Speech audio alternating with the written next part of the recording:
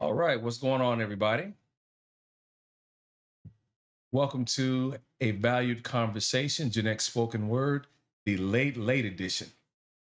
Now, I don't expect anyone to be up and around right about now, but I couldn't go to sleep only because of the fact that if some of you had caught Fatty's show, which is Rage in the Cage on a Wednesday night, you would have been there for some mass effery. I'm talking about a plethora of lies being told here. And that's something that's becoming constant that I've noticed and others as well because there's no one doing any live fact checking.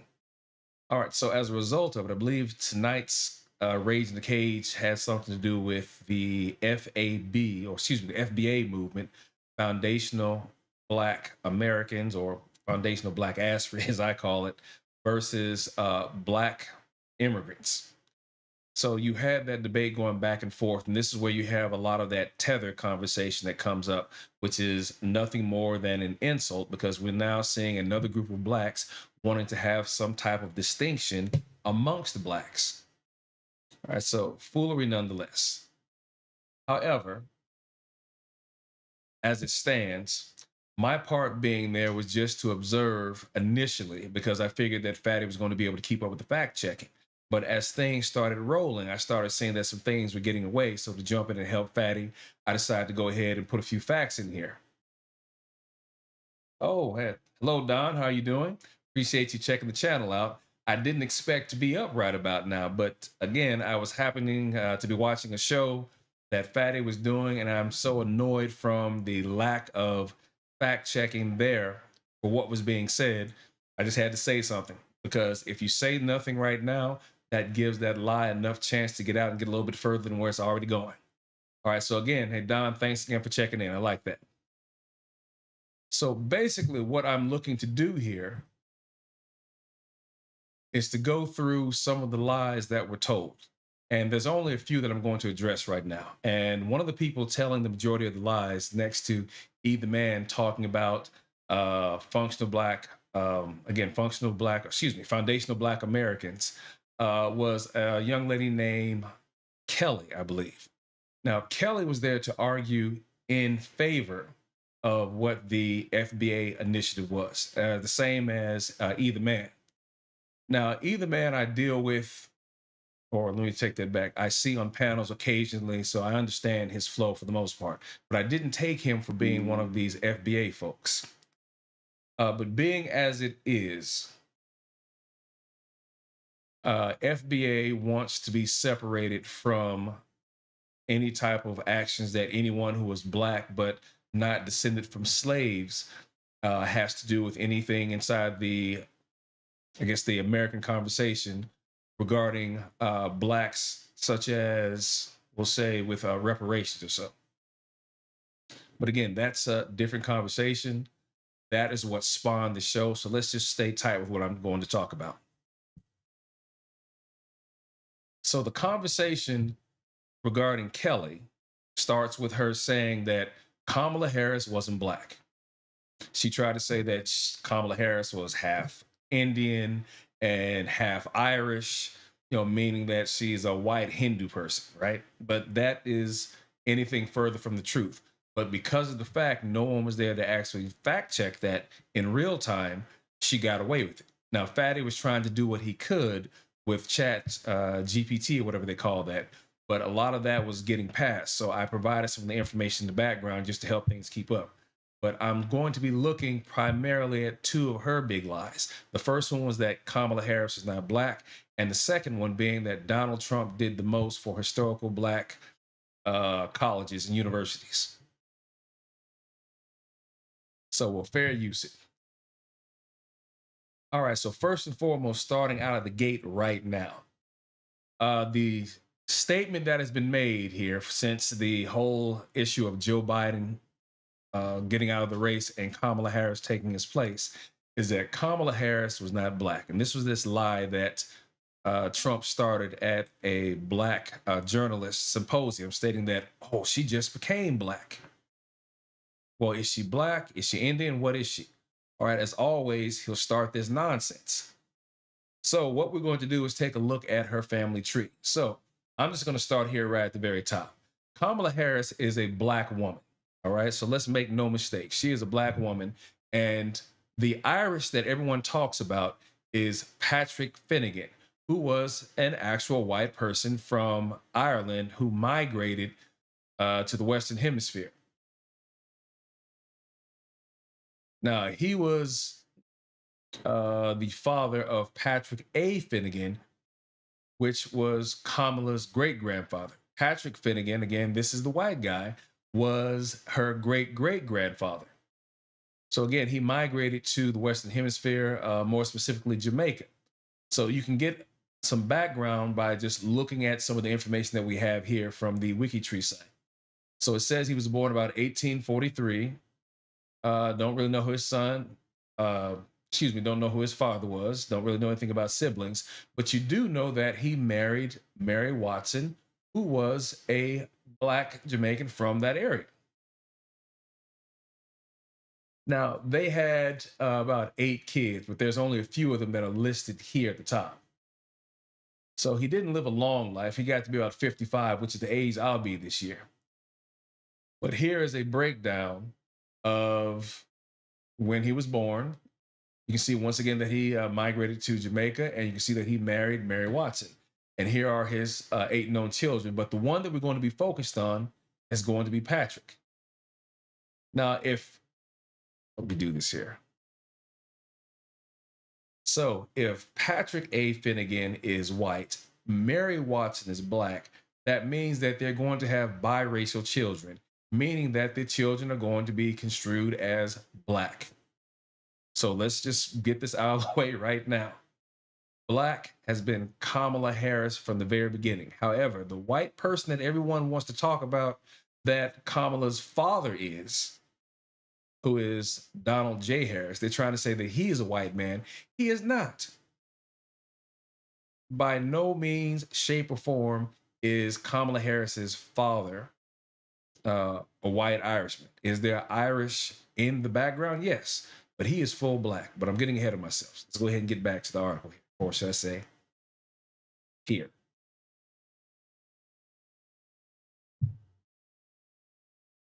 All right, so here are the research notes. Very likely, the late Patrick Finnegan mentioned in a letter dated 29 March 1906, written by Irish Jesuit missionary Patrick L. Mulry. Mulry wrote of his encounter with the widow Finnegan. He made an observation of her being black and claimed her late husband was a white Irish immigrant, and their children, including a son also named Patrick, were of mixed race. How Mulry came to know the race of a deceased man was not noted and was possibly pure speculation.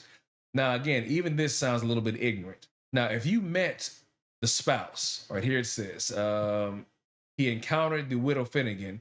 Now, wouldn't that not make sense that if she's black and the children are of mixed race, obviously the husband is white, right? Well, in some instances, you may have a light-skinned black person who may marry another light-skinned black person, and the child may be just as light-skinned or bear the appearance of white. Or you may have a light-skinned biracial child who marries a white person and they have white children. I've seen both. But in this instance, one can presume that the widow would have said, my husband was a white man. So there's no need to have any speculation per se, right?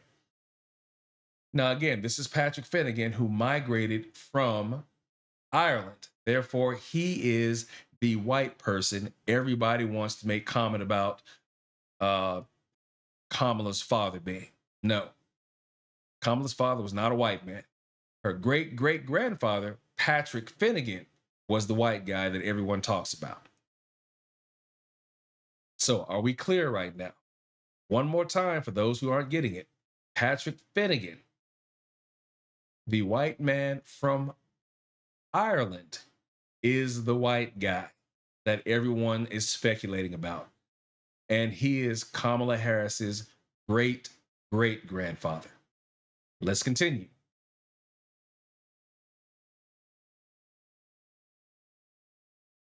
Here we have Patrick A. or Athanasis Finnegan, forever here known now as Patrick A. Finnegan. So much easier to say. Patrick A. Finnegan is the son of Patrick Finnegan Sr. and Mary Watson. And there's a little bit about the immediate family that you can run down the tree here. Patrick A. Finnegan was born 9 January 1882 in St. Ann Parish, Jamaica. He was the son of Patrick Finnegan, an Irish immigrant, and Mary Watson, and is one of the paternal great-grandfathers of Kamala Devi Harris, Vice President of the United States of America. On 2 January 1908, Patrick married Ora Iris Allen, with whom he had at least 5 children. He was a planter and cultivator. Now, of those 5 children he had, one of them was Kamala Harris's grandmother, Beryl Finnegan. Or should I say Beryl Magdalene Finnegan. So keep this name in your databases, all right, people? Because this is the woman that Candace Owens told a lie on and accused Kamala of finding someone as a stand-in, believing that Beryl Finnegan had died in 1960, when in fact it was another woman who was born around the same time that she was. Take note, the birth date of Beryl Finnegan being 1917. Now, what I'm doing here is slow walking the relevance that we need to find here. I'm actually putting together for everyone to see the family tree that starts with the white guy, Patrick Finnegan, that moves to his interracial son, Patrick A. Finnegan, who himself married, excuse me.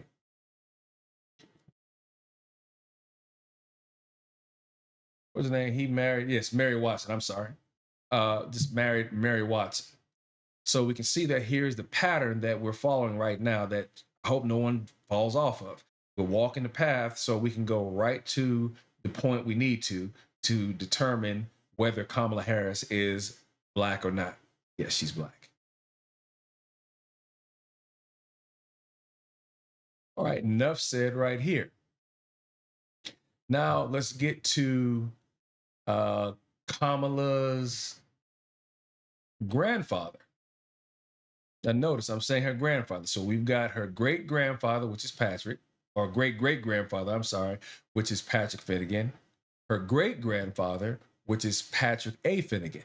So now we move to her grandfather, which was a man named Oscar Harris, or Oscar Joseph Harris. So right now we can see a few pictures here of him holding Kamala. So this has got to be at least, if she was born in 64. So we're talking about sometime in 64, maybe 65. But as you can see, he is a light-skinned black man himself. More pictures off to the side. Now, here is Kamala's father. This is Donald J. Harris. And his mother, again, was Beryl Magdalene Harris. Or excuse me, Beryl Magdalene Finnegan, excuse me.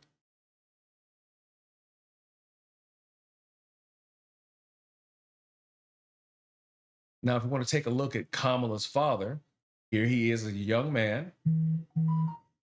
Here he is holding on to her. Has to be again 64, 65. And then here is her once more standing directly with her dad. Stand by here for a second, folks. I need to take this.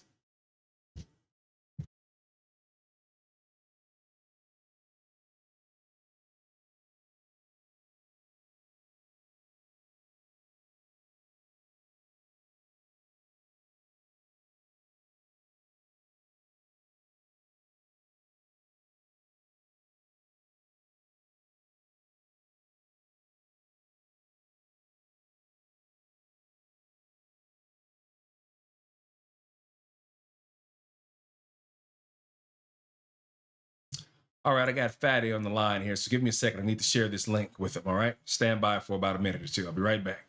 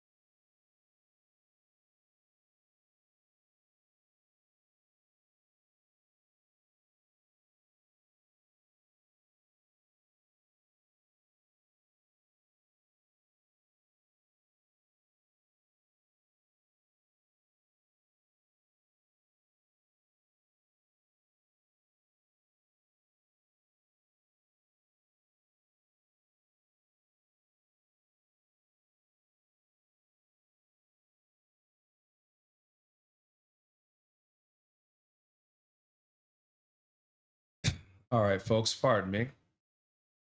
All right, so as I was saying here, you can see clearly that her dad is a black man. So I don't know where this mess comes in here saying that he is a white man and he's not even black and he's Irish.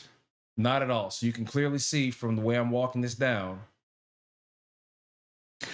this is a black man, plain and simple. Can't put it out there any more than I have. All right, let's continue. Now, if you take a look in the description that I've left, you'll see that I've posted some sites that you can go to do some fact checking. Now, before I go a little bit further, let me just go ahead and say right now, there's nothing, and I'll say again, there's nothing I despise more than someone who will get on a panel, have a conversation, and then just bloviate. I mean, just sit here and just talk, put together a good sentence structure that will cause people who are not learned of what's being discussed to believe that it is truth. Right? This is nothing more than an unsubstantiated lie. Call it propaganda as well, which is half lie, half truth. Then you may have some unsubstantiated inference followed by a whole lot of bullshit. Forgive my language here. And you put that all together. And if you don't know what to look for, to listen to, or even to verify what's being said, you will accept that.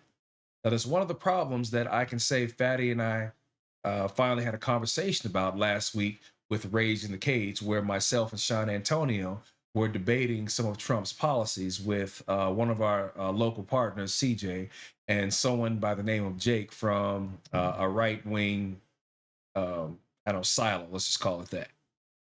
So the issue I had is that Jake got on, started talking the same way that Kelly did. If you go back and take a look at the show, once Fatty finishes clipping it up, and just making statements that were not verified, that were just coming out, that people who are already in the corner of FBA, which is in the corner of MAGA, which means that you've got black conservatives turning into misinformation once more, that no one was challenging. They were accepting it as truth. Not to mention anyone who was already in the chat who believed what she was already talking about from their right wing sources. They saw it as truth as well. So, of course, when I make a few statements via being active in the chat, I'm again called a liar, or I am construed to be some type of tether or some type of insult that they could come up with. But one thing that a lot of them could not do is disprove me. I want you to keep in mind, those who cannot disprove will disavow. And that's what I get normally if I make statements that counter such ignorant foolery, mainly being Kamala Harris is not black. Rest assured, she is black. All right, so going further back into this. All right, so Snopes is one of the few sites that I picked out here. So if you go back to my description, you'll find that I've got Snopes.com, Reuters.com, to include factcheck.org. Now, these are places that you can go to verify news articles. And the good thing about them, they are what they would call center.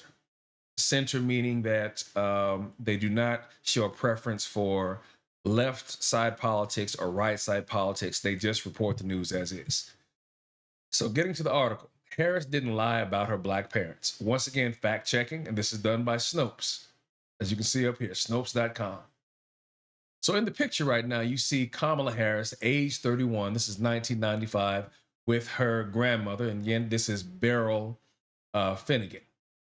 Now, she died a few months after this, I believe.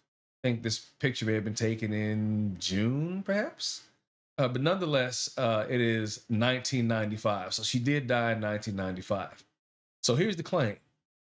U.S. Vice President Kamala Harris published photos of herself with a woman she claimed was her paternal grandmother who died 4 years before Harris was born. Now, I want you to keep this in mind here. Candace Owens has been a provocateur for years, so as long as I've known her, since I first found out that she was associated with Prather University, which is another one of these right-wing think holes where they just come up with shit. Pardon my language once more. But it's an actual university where people go and get degrees from who leave with this right-wing mentality. So Candace could not figure out how to complete, we'll say, the gene sequence. So for anyone who's watched the original Jurassic Park, the very first movie, and remember that scene where they're sitting in the chair and they're seeing how the dinosaurs are made. And you remember the little cartoon that talked about the dinosaurs. And they talked about having to find a way to complete the DNA sequence. So they just shoved some amphibious DNA into the mix, click, to put it all together. This is basically what Candace did. She couldn't figure out how to make the ends fit for the information that she was finding about Kamala's grandmother. So there was another woman who was born close to the time that Candace's grandmother, Beryl Finnegan, was born. So because she couldn't figure out which one was which, she just went ahead with the story and said, okay, the woman who died must have been Kamala's grandmother. So therefore, this woman in the picture right now, let's go back. The woman in the picture right now, this must be a stand-in or a fake. This is not her grandmother, when in fact it was. But as you can see, the rating is false. Harris's paternal grandmother died in 1995 when Harris was 31. An unrelated woman at the center of the claim died in 1960. I believe this woman's name was Beryl Christie. So the article will go into discussing how Candace Owens came about putting this phenomenal piece of bull together. In late September 2024, conspiracy theorist Candace Owens asserted that she had made an incredible discovery. In her 2019 memoir, The Truths We Hold, U.S. Vice President Kamala Harris published a photo of herself with a black-looking grandmother, despite the fact her grandmother had died, Owens claimed, 4 years before Harris was born. And I believe Kamala was born in 1964. How the hell does a person who is the vice president of the United States pass off a book claiming that these people are her black relatives and nobody bats an eyelash or does even a peripheral search to recognize that the woman that she put forth is implausibly her grandmother? Owen said in a YouTube video titled Breaking News: Kamala Harris lied about her black grandparents.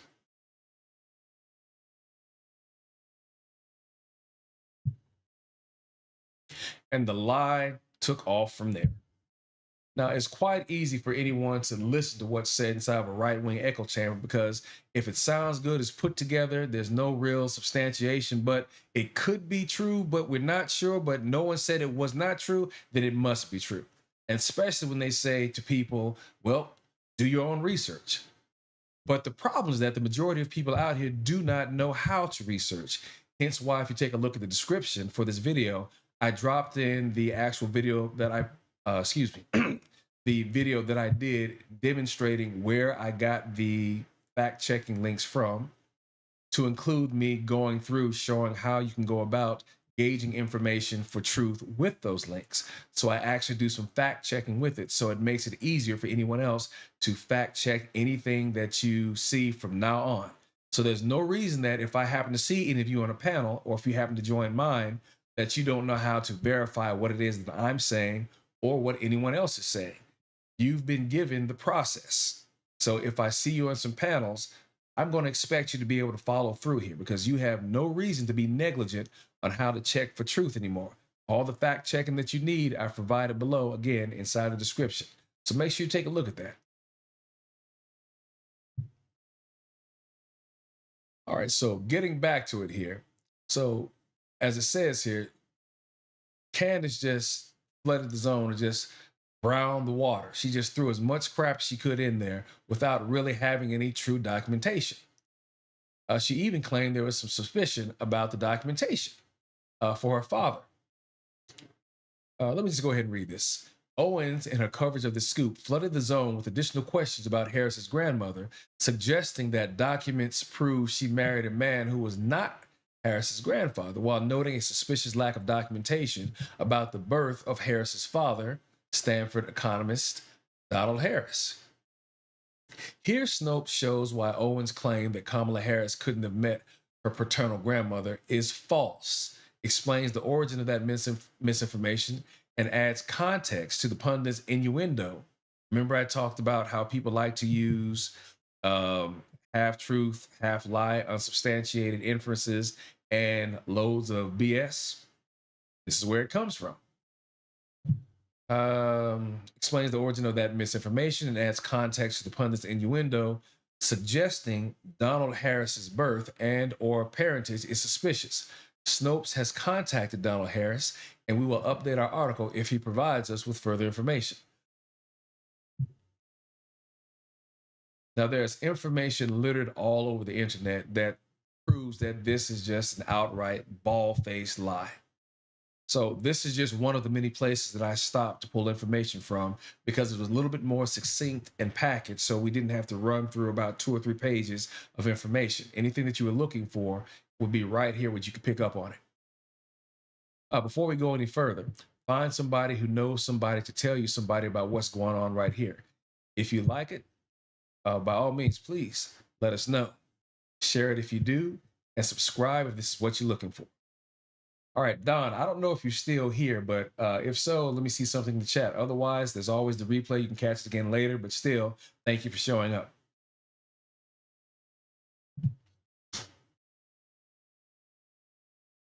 Okay, so as I said before, Miss Finnegan, Beryl Magdalene Finnegan, died in 1995, just to add that here. Now, if you want to take a look at her birth certificate, you can see that information right here. So Snopes has gone ahead and gathered some of the information that we can see to verify the birth certificate. So you're going to be able to see Miss Iris's name on this. Again, that is Kamala's great grandmother, and the birth date of her grandmother, Miss Beryl Finnegan, is 1917, as you can see right here. Though this document does not list any father, Jamaican marriage records indicate that Aura Iris Allen married Patrick A. Finnegan in the same parish, St. Anne, in 1908, 9 years later. So later records, including local newspaper articles, indicate that Beryl Finnegan, spelled with a Y, was the mother of Donald Harris, who married Shyamala Gopalan in 1964. And we have Robert Platinum. All right, well, cool. If you're going to be here, Robert, by all means, check it out. Does not have any nonsense. All right, so anyway, going forward, thanks for showing up, Robert. All right, so now we see a picture of Kamala's parents. Here's her dad, and there's her mother. Obviously, this is when they were both younger. Now, if anyone is not familiar, there was a book that Kamala wrote. Notice I say Kamala, not Kamala, because her name is Kamala. That's how it's pronounced. Anyone who says it any other way is being disingenuous. It kills me that I can hear folks say the Honorable Elijah Muhammad, Tariq Nasheed, or anything like that, but they can't say Kamala. Oh, it's a foreign sounding name, right? BS. If they say Kamala, it's just to be disingenuous. Imagine the word Kamala, a hyphen, and a la. How easy is that, right?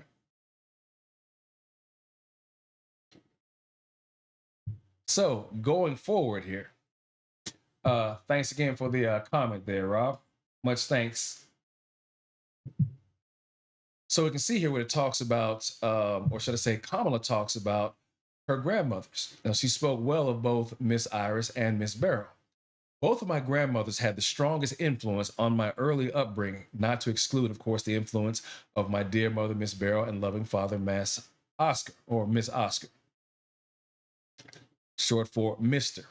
Miss Iris, mother of 8 children, was the sweetest and gentlest person one could meet, but underneath it was a tough farming woman who ran the cane farm at Thatch Walk near Annantown, jointly owned with her husband, Mr. Christie. Miss Iris died in 1981.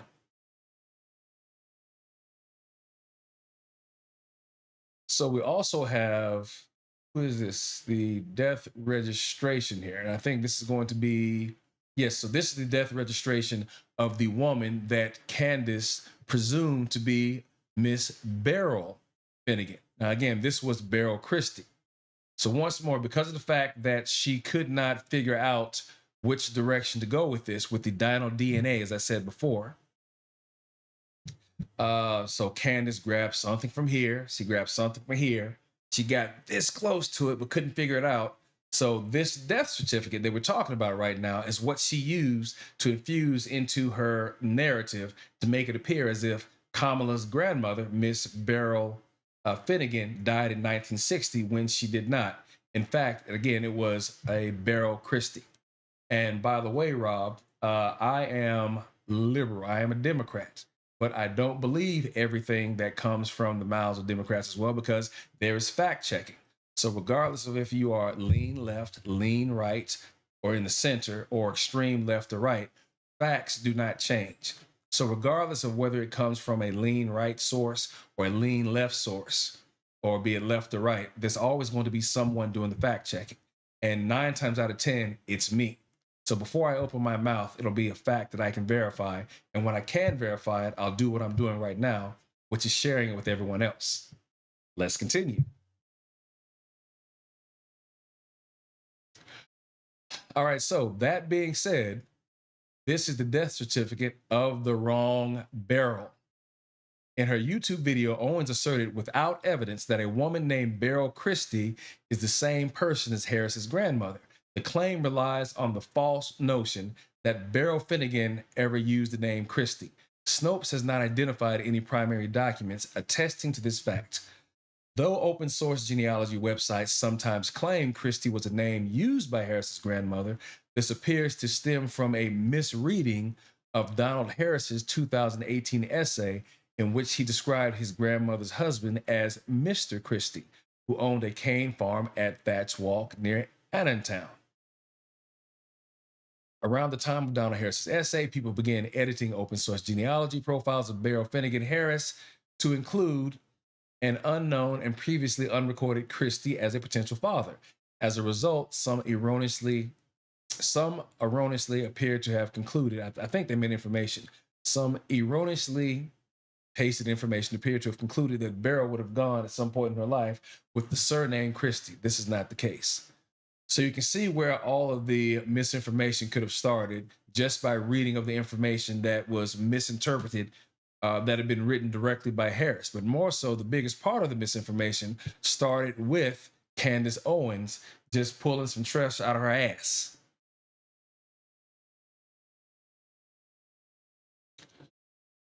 So let's scoot along a little bit down here. The Finnegan name originated with Patrick A. Finnegan. And remember, I mentioned Patrick A. Finnegan being the biracial son of Patrick Finnegan Sr., who was the actual white man who came from Ireland. Again, the Finnegan name originated with Patrick A. Finnegan, who Iris Allen married at age 19 in 1908. So no, the name did not originate per se with Finnegan. So this is the one thing that I would say that, with Patrick A. That they missed. It originated with Patrick Finnegan, who we saw here in the very first clip that we showed here. He died in 1928 when Iris Finnegan would have been 39 or 40. It is entirely plausible that Iris Finnegan married Mr. Christie after Finnegan's death, making him Beryl Harris's stepfather. Christie did not lend his name or his genetics to Beryl Finnegan or her descendants.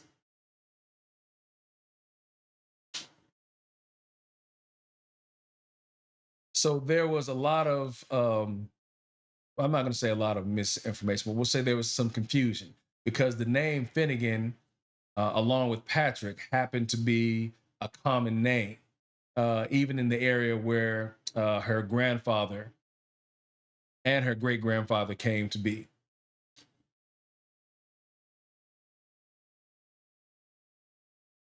Oh, let's look at this. Some evidence suggests that Mr. Christie might refer to Carlton Christie. A 1977 newspaper article references a business owned by a man with that name located at Thatch Walk in Anna, Jamaica, the location of the property referenced by Donald Harris that has been caught up in a string of robberies. And here's some random news not really pertinent to the story here. So then it goes on to talk about, again, this Christie individual and to more or less examine the information. But from where they said here, regardless of who Mr. Christie was, however, there's no proof Beryl, his stepdaughter, took his name. So apparently it looked like Beryl's mother had possibly either remarried or hooked up with someone for a short period of time, but Beryl kept her father's name. And here we get into the facts that I was speaking of before, regarding, as I said, where, again, Candace just went ahead and just grabbed some dino DNA, couldn't figure it out, so she threw something in the middle of it to make her story work. And we see that her story was dead wrong. The Beryl Christie who died in 1960 was a real person, demonstrably different from Beryl Finnegan. Though also from St. Anne, she had a different birth date and last name, and her father died in 1946, which coincidentally, which is when my father was born. She has been referenced in local news reports on multiple occasions, including a public letter she wrote to an aunt with whom she lost touch, also in 1946. If this Beryl Christie is the same woman whose record Owen was identified, she does not appear to have married or had children before she died in a hospital in Kingston at 39.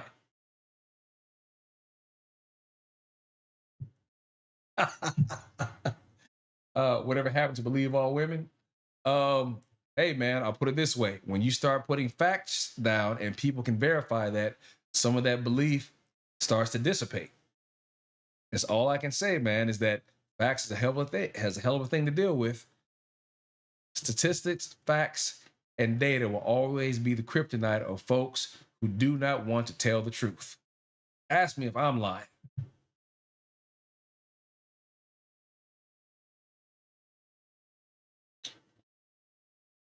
All right, so moving forward, here we go. The Beryl Finnegan who fathered Donald Harris, however, died in 1995 in the same town, Alexandria, where she was born. Her death certificate, which spells her last name as Finnegan, is a much closer match to the birth certificate of Beryl Finnegan than that of Beryl Christie, despite a discrepancy that suggests Finnegan was born either in 1914 or was not, as recorded 81 when she died. So here's the death registration form. And you can see it says right here, the 6th of September, 1995. So at this point, hey, game over. It's game, set, match. Clearly, we've just about traced it down that Kamala Harris is black. She's always been black. But let's go ahead and just finish this out so we can put the cherry on top of this. So again, here's the death certificate for her grandmother. How did she meet Grandma Beryl almost 20 years after Grandma Beryl died? Because Kamala Harris looks to be about 20 in that photo that she presented, Owens asked. The answer to this question is that Beryl Finnegan was still very much alive. The Beryl Christie who died in 1960 was a different person than Beryl Finnegan. Because the latter Beryl died in 1995, there is no conflict between photographs that depict an adult Kamala Harris with Beryl Finnegan and the historical record. So here is the final layout here. This is Kamala's grandmother, a black woman.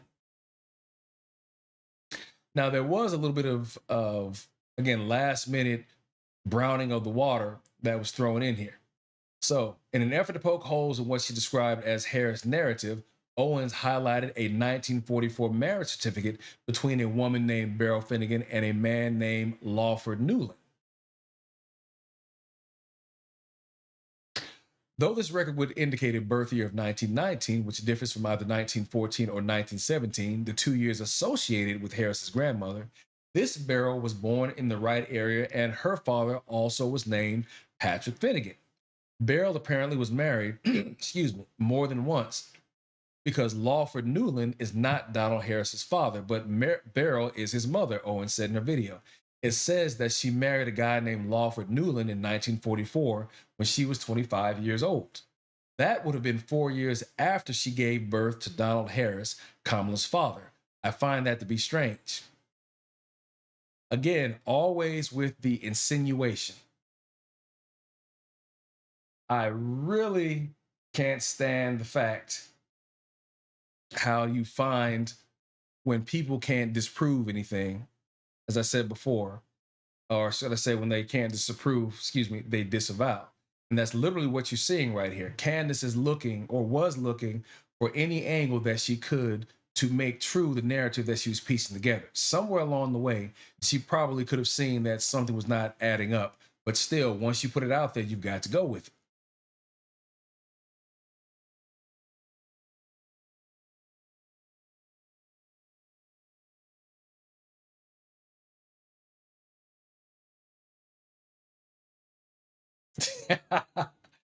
Hey, yeah, Robert. I forget which particular show that you were on. Yeah, there was misrepresentation. So if I did, my apologies. I don't recall specifically that show in place. Otherwise, yeah, no, I can take some light ribbons, some light junk. Doesn't bother me at all in the least. So not a problem. Now, as far as Platinum goes, yeah, Platinum and I, we've had our ups and downs. Matter of fact, the last time I was on his show, Platinum had a couple of, well, I won't say a couple, he had about 600 folks in there with the FBA backing. Again, Foundation of Black Americans, also known as Foundation of Black Assery, as far as I'm concerned. So we're trying to have the conversation with Platt. I had a lot of the interruptions that was going on with the folks that he was inviting in there. And it just got to be pointless because eventually, because of the fact that I am over 50, like I said, I'll be 55 a little bit later on this year. Would you be able to tell if you saw me on the street? Probably not. But nonetheless, the whole deal of old ninja and oh man, shut up, you ain't talking facts, you lying. But yet clearly, as you guys can see, I bring facts with me. But you can't discuss facts with people who don't know how to look for facts or who won't accept facts or just a combination of the two. So yeah, believe it or not, Platt is younger than me. I think he's only about 32 or 33, if that's what I recall. So yeah, I thought he sounded like Steve Harvey the first time that I jumped up on the platform with him. But there's a lot to be said about sometimes when you're listening to Platt read certain things or how he comprehends it. I'm not going to throw any mud at him because he's not here. I'll just say that sometimes there's a tendency that I find that someone will make a statement that seems fairly clear, but then Platt will draw some other type of inference from that. But again, it just depends upon a person's vocabulary, as well as comprehension. But nonetheless, shout out to the brother for still trying to get a show going on and doing what he's been doing for as long as he has.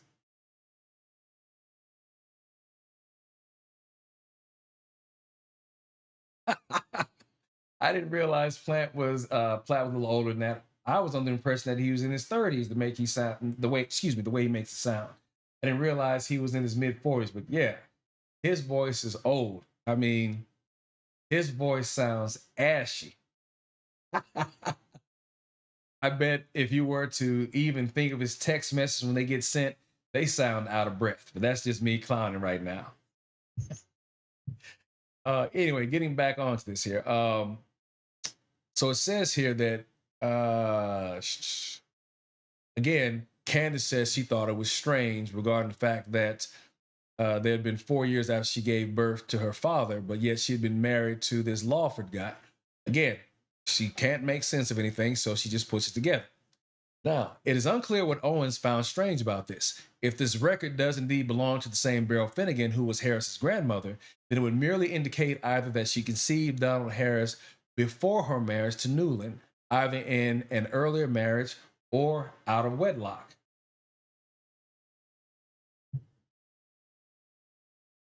Excuse me. Donald Harris, in his essay, never described his father, Oscar Harris, as married to his mother. Of that part of his lineage, all he said was that the Harris name comes from my paternal grandfather, Joseph Alexander Harris, landowner and agricultural produce exporter who died in 1939, 1 year after I was born. Oscar Harris, who is also known as Oscar Joseph Harris, by the way, Joseph Harris's son, is shown in one of the photos commonly shared by Harris and her family. Now, take a look at this. I mean, really, take a look at this. This is Kamala again. If she's at this age, this had to be either 1964 or 65, but this is her father. Notice that he is a light skinned black also. So you've got a lot of light skinned blacks in the picture here that would also account for Kamala's skin color, not to mention that her mother being full Indian, that would add to it as well. But notice that Kamala comes from a long line of black folks, albeit some were light skinned, but she is from a black heritage with a white great great grandfather who was the actual Irishman, as I mentioned before. Oh, I appreciate that, Rob. Yeah, I'll take mid 40s. And here's the caption: when I was 10 months old, I visited Spanish Town, Jamaica. This is me with my mother and my paternal grandfather, Oscar Joseph. Remember, I called it out, Oscar Harris, aka Oscar Joseph Harris. Note that this picture does not show Oscar Harris with Beryl Finnegan, despite both being alive at this time. This supports the idea that the two were separated then. Now, rather than just keep going through this and beating a dead horse, what is seen here is that we'll go direct to the bottom line here. The Patrick Finnegan who fathered Beryl Finnegan is generally accepted to be Patrick A. Finnegan, one of several mixed race children of Patrick Finnegan, the immigrant.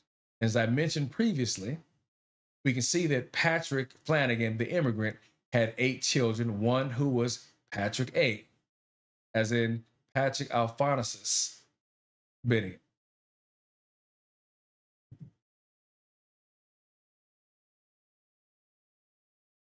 Here we go. The Irish Echo described Harris's Irish connection in a 2020 story citing genealogist Jim McNiff. McNiff believes that Patrick A. Finnegan, who married Ora Allen, aka Miss Iris, in 1908, was the mixed race son of a man called Patrick Finnegan from Ireland. Miss Iris and Patrick A. Finnegan were the parents of Donald Harris's mother, Beryl.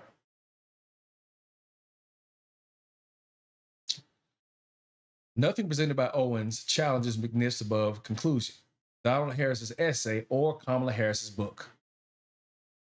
Owens' primary thesis that Kamala Harris's grandmother died before she was born is based on a death record that belongs to a different person. Owens' additional questions about the Harris narrative only look suspicious when combined with a feigned ignorance of the existence of divorce or birth out of wedlock. For these reasons, claims that Harris lied about her grandparents in general or that she staged a photograph with a black woman who was not her grandmother specifically are false. You know what? I'll highlight it one more again.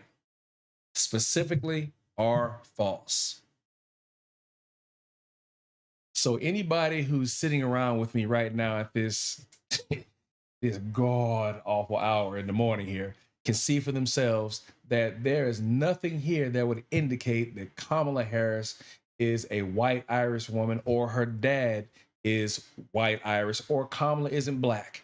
She is a black woman. She's always been a black woman. So if anyone has anything to say about this, by all means, make reference to this article or even show them this video. Yeah, Rob, both of them, Obama and Kamala, have Irish ancestry. So I'm presuming that you probably checked out that link at the Irish, I forgot the name of the Irish magazine.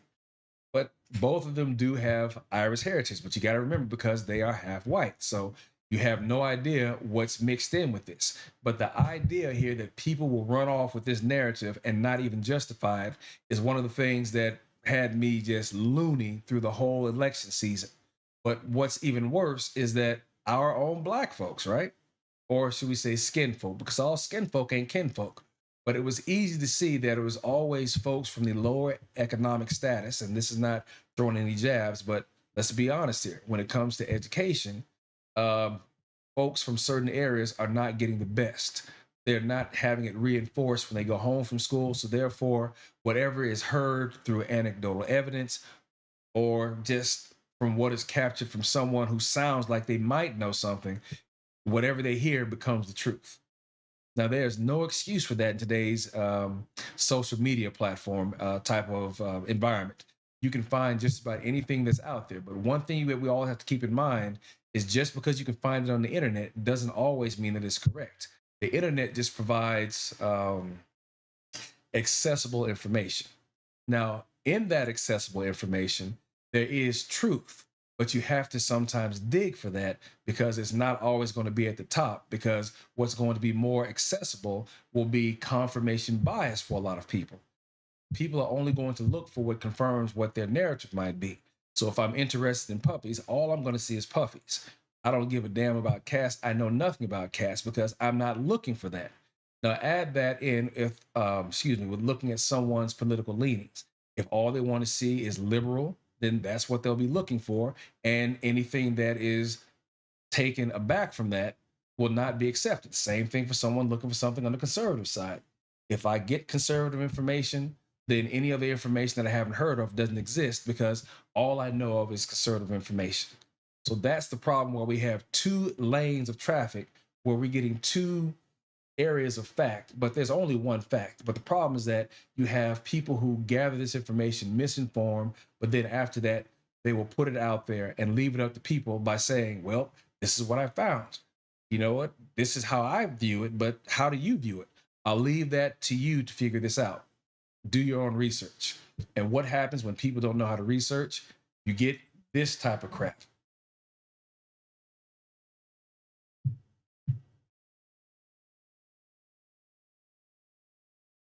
All right. Yeah, again, Don and Rob, I appreciate you guys being up so damn late. Or I think, Don, you said you may be in Paris, so it's early for you. But yes, misinformation has run ragged with a lot of information here, especially whether or not Kamala Harris was not black. Clearly, the two of you know that she is. So hopefully, anyone else who sees this video may think the same. But again, this is not going to be facts that anyone on the right wing side will take if they're not one for facts. So we'll just leave it as it is. Just understand that you guys know she is a black woman.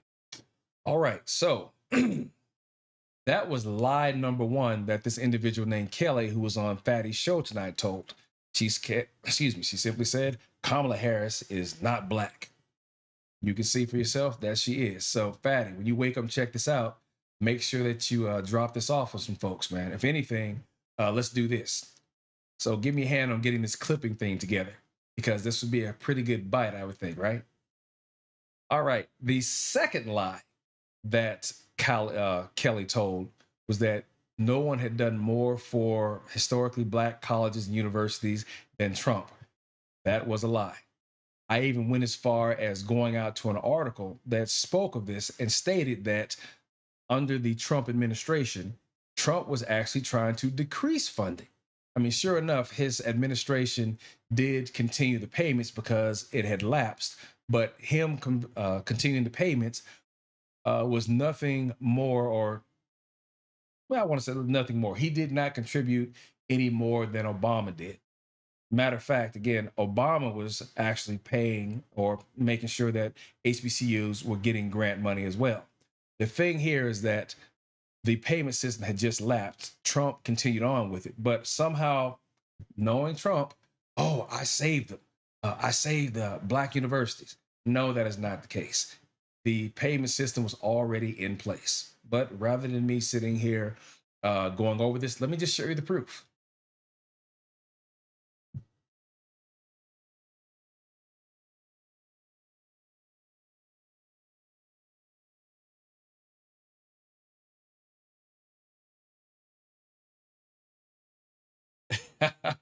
Rob, a conservative professor, I researched, wrote my paper to confirm my professor's biases. I made paper scores and all my papers in that class. Boom, shakalaka. Do what you do.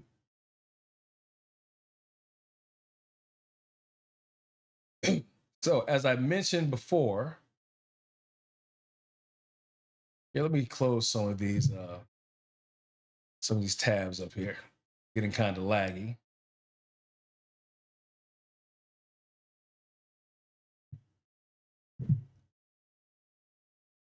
All right, bear with me here, folks. Got a little bit of lag time. I had some additional pictures that I wanted to share, but it's not really pertinent at this point in time. I think we all get the point here that Kamala Harris is black. And here was one more fact that I wanted to share. But as I said before, at this point, I'm just turning the horse into glue by completely stomping on it. But what I do want to point out now is that we're looking at Reuters.com, which is also another fact checking engine. So if you go ahead and take a look inside the descriptions, as I said before, I'm using for news article verification. You've got Reuters.com, you have PolitiFact.com, and you have FactCheck.org.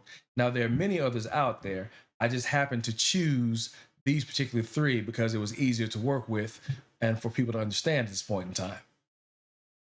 Ideally, I just want to be able to give folks something to get them into the water of fact checking. So again, if you can, go ahead and check out the description and you'll see the information pertaining to the fact engines that I use to put this video together, as well as the one that's in the link in the description as well.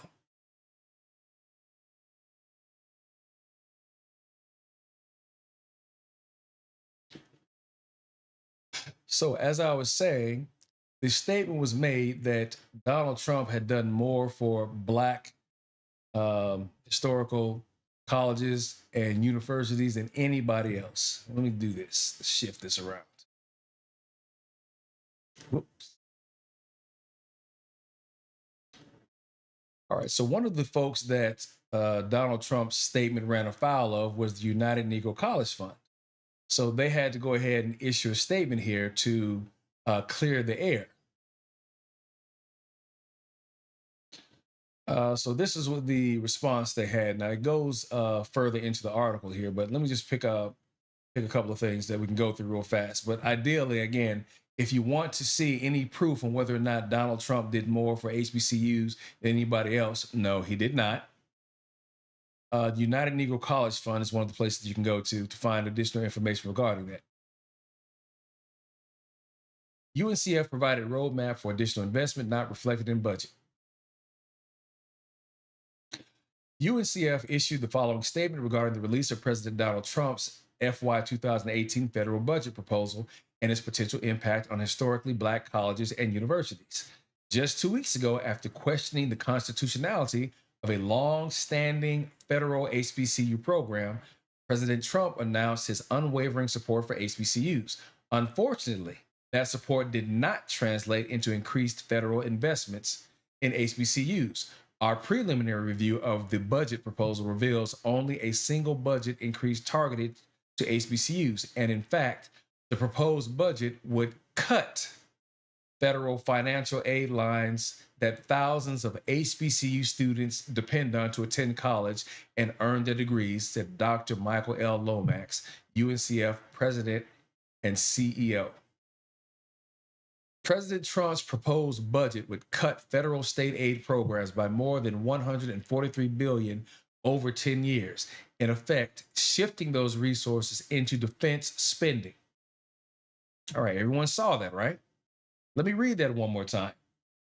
President Trump's proposed budget would cut federal student aid programs by more than $143 billion over 10 years, in effect, shifting those resources into defense spending.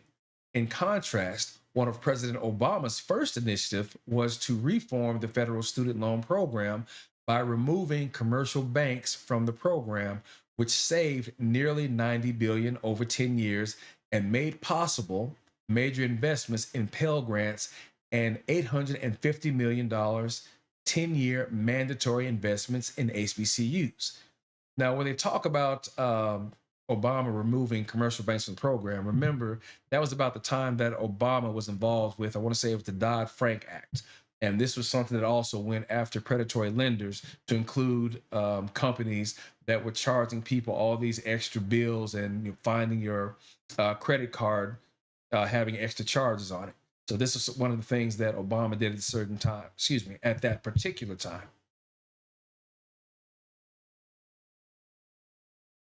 If President Trump truly wants to surpass President Obama's legacy on HBCUs, then he will need to demonstrate that federal aid under his watch did more to increase access, persistence, and completion at HBCUs, reduce HBCU student debt, and enhance the financial sustainability of these institutions, said Lomax. At first glance, the fiscal year 2018 budget does not put the government on path to meet this test. UNCF will continue to work with both Congress and the administration to raise awareness of the budget priorities and needs of HBCUs and the students they serve. Now, the letter is going to go on a little bit further and just get into talking about the Pell Grants, subsidized student loans. But we've read what we need to see. The effort and the great saving that Trump talked about him having done, it did not happen. Didn't even materialize. But as always, it sounds good when he's in a press conference. No one is doing more than myself. I did it. Yes, I did. I saved the blacks. The blacks were saved because of me. You know that because if it wasn't for me, the blacks would have no place to go to school. It was me. All right. So moving on.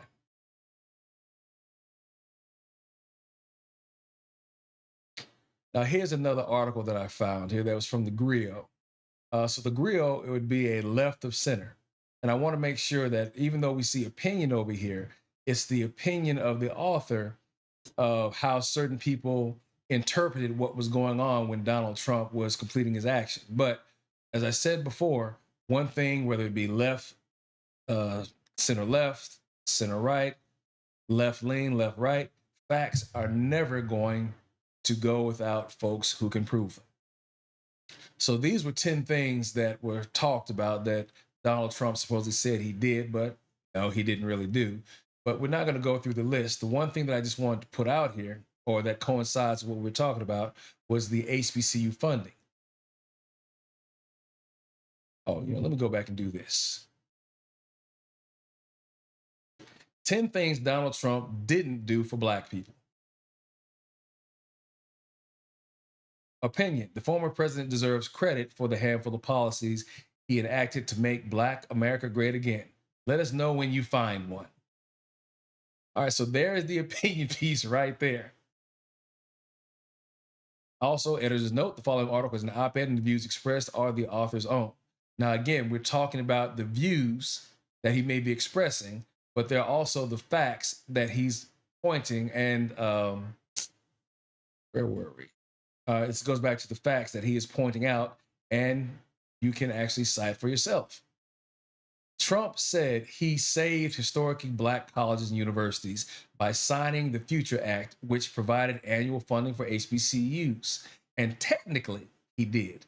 Not only did the Trump administration fund the HBCUs at the same rate as the Obama administration, but every single one of the Trump administration's budget proposals tried to decrease the federal spending on the HBCUs. Now, as you can see, I brought enough articles with me that we can cross-reference.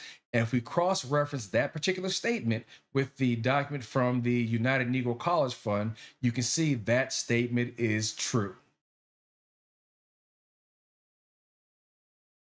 Hey, Don, I appreciate you stepping in for a minute.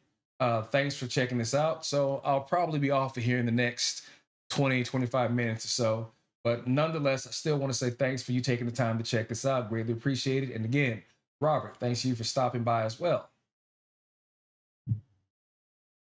So as I said here, the information that I'm presenting right now, I did this so I would be able to cross-reference, so I wouldn't have people say, oh, you got an opinion piece, so that's this guy's opinion. No, it's his opinion about what Trump may have done, but the facts still stand because you can go back and take a look at the document from the United Negro College Fund stating that there was a decrease in funding.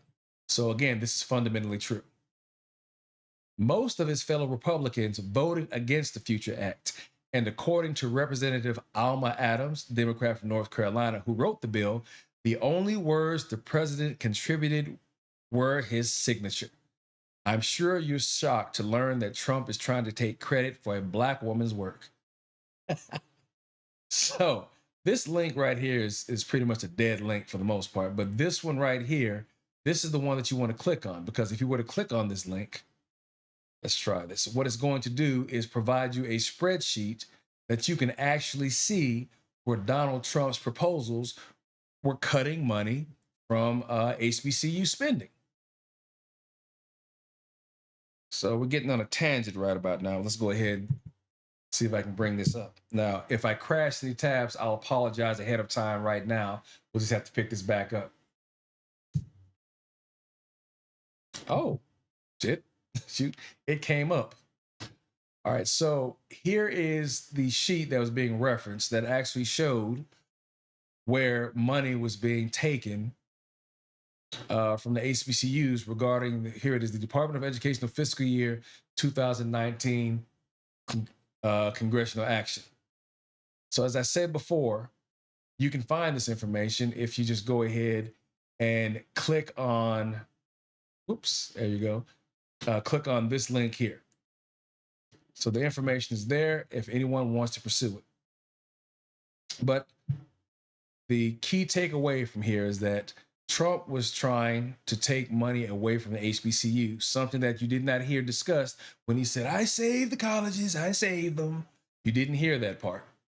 But as I said, there is information that you can cross-reference. He did try to reduce funding.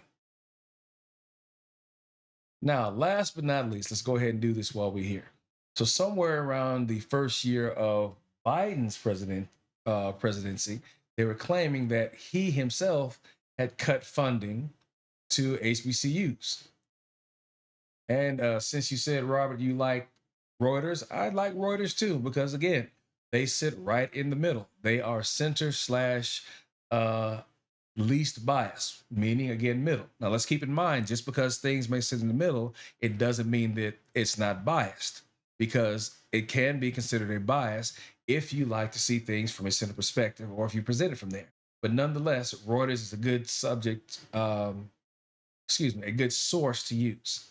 So I'll have more that I'll probably put together that people can view.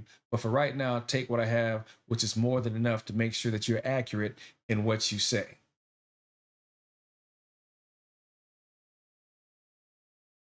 Misleading posts on social media sites say that the Biden administration cut funding for historically black colleges and universities by billions of dollars, or as Trump likes to say, billions and billions and billions.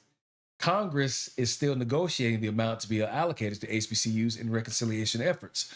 Posts on social media are misleading in saying that funding cuts have already taken effect, as it is a proposal that is being negotiated in Congress. So essentially, what is happening is that you had new programs that were being proposed that had not hit the streets yet. So when they were talking about funding not going forward or being pulled back in that, that's because they were still trying to figure out how to allocate that.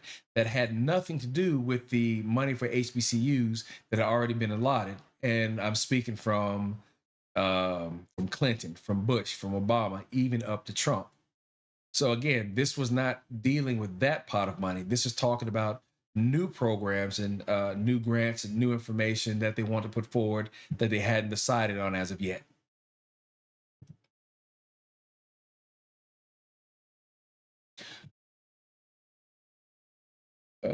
So what do we have here?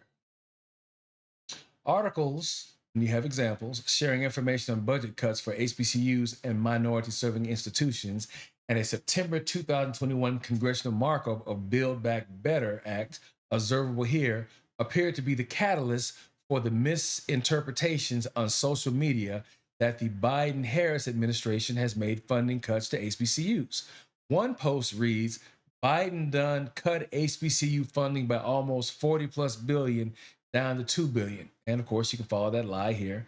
While another says Biden's spending plan cutting the budget at HBCUs by 88% is bullshit. He does not like black people. It's only obvious at this point. Again, another lie. But that's the case with misinformation, all right? So clearly this was not true, but the information is here if you want to read that. And I'll just go ahead and make sure that, again, I keep plugging away at folks. You have got to take the time to look for yourself. But if you did not know how to do it, I want to believe that I've given everyone the capability to do so as of right now. You know what? Let me read this last part here before we break off. Another user said, so y'all ain't gonna say nothing about the Biden administration cutting HBCU funding.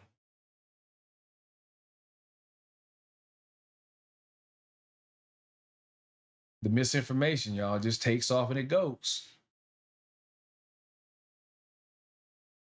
A tweet saying Joe Biden cut HBCU funding by over $1 billion is visible here. The claims on social sites have prompted some HBCU leaders to address the misinformation. Dillard University president Walter Kimbrough shared a Twitter thread on October 5th, 2021, on the notion that HBCU funding was slashed by 30 billion, saying it's a lie. In his thread, he talks about what is given to HBCUs from the federal government through grants and development contracts, and how billions in funding were directed to HBCUs during the pandemic with the CARES Act, which was passed during Trump's administration, and Biden's American Rescue Plan. So you can see there was plenty of funding was there, but if the lie starts out before the truth gets going, this is what you end up with. So again, there's the rest of the article. Anyone would like to read through, feel free to do so. I'm going to go ahead and break it off right here because it's almost 4 o'clock in the morning. But before I go, I'm going to see if I can tell this parable. I don't know if I'm going to do this right, but here goes. One day, the truth and the lie decide to go for a swim. So the truth and the lie go down to the closest lake and they take off their clothes. But before they jump in the water, lie says to truth, hey man, I bet you can't swim underwater from here out to the buoy. Let's say the buoy was probably a quarter of the way out into the lake. I bet you can't do it all the way underwater. Truth says, you know what? I bet you I can. All right, show me. So truth and lie jump in the water. And with that, as they get in the water, truth goes ahead, goes under, and starts swimming out toward the buoy. But lie instead turns around, gets out of the water, goes back to the side of the land. We'll just say land here, back to land, and puts on truth's clothes. And once he finishes putting on his clothes, he then starts jogging towards town. Now, while underwater, truth looks around and sees lie isn't there. So he comes up and above and he sees lie turn the corner and start heading to town. So, of course, truth gets out of the water. And for whatever reason, I don't know why truth didn't pick up lie's clothes, but probably because he didn't want to be dressed in a lie. Keep that notion there, right? Truth starts running after lie. So we pick up where lie is. He's just now getting to town. He's running past everybody waving, wearing truth's clothes. So everyone starts saying, hey, wait a minute. Isn't that the lie dressed up wearing truth's clothes? Yeah, it is. Lie is wearing truth's clothes. He's wearing the truth. Lie is running around wearing the truth. Okay, that's a bold lie that he's got going on right now. But shortly thereafter, now you see truth come running into town full speed, butt naked. To which now the people observing say, okay, there goes the truth, the lie dressed up as a truth, but here comes the naked truth right behind him. So I guess, again, I didn't tell the story as good as I wanted to, but you get what I'm saying here. We see the lie is dressed up as the truth, but then we have the naked truth coming in behind, coming back to claim what's his. So ultimately, what I'm saying here, folks, is that we need to stop looking at this lie that people dress up as the truth, and that would be misinformation or disinformation. The naked truth is not too far behind, but it's only going to be there if people take the time to make sure that it is seen. All right? So lastly, I just want to say this one more time. Find somebody who knows somebody to tell somebody about what's going on over here. If you like it, let us know. Share it if you do. And subscribe if this is what you're looking for. I appreciate everyone staying up this late with me, no doubt. I want to get some shut-eye. Thanks for checking it out. Don, thank you again. Also, Rob, appreciate you for dropping by. All right, until next time, thank you for joining me for this conversation, and I'll see you later.